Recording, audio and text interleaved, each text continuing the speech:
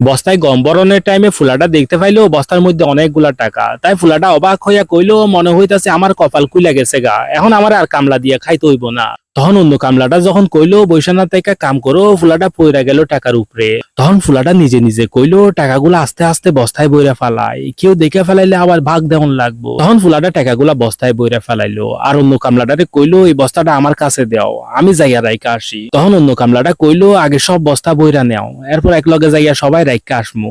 এরপর যখন হেরা বস্তাগুলা বর্তাছিল, অন্য কামলাটা কইলো আমি একটু গিয়া পানি খাইয়া আসি, তোমরা কাম করো। তখন ফুলাটা কইলো আচ্ছা যাও। এরপর ফুলাটা 3 নাম্বার কামলাটারেও যাইয়া কইলো তুমিও একটু পানি খাইয়া আসো গা। এরপর একলা একলা সুযোগ পাইয়া ফুলাটা বস্তা থেকে টাকাগুলা বাইর করা হের শরীরের মধ্যে লুকাইতাছিল। কিন্তু ফুলাটা একটু বেশি চালাক, তাই এক বান্ডিল টাকা বাইরে রাইকা কইলো এই টাকাটা কার। তখন লোকটা মনে মনে কইলো এই টাকাটা আমার, কইলে এখন আমি লইয়া নিতে পারবো। তখন লোকটা ফুলাটার হাত থেকে টাকাটা কাইডা নিয়া কইলো এই টাকাটা আমার, যাও তুমি কাম করো গা।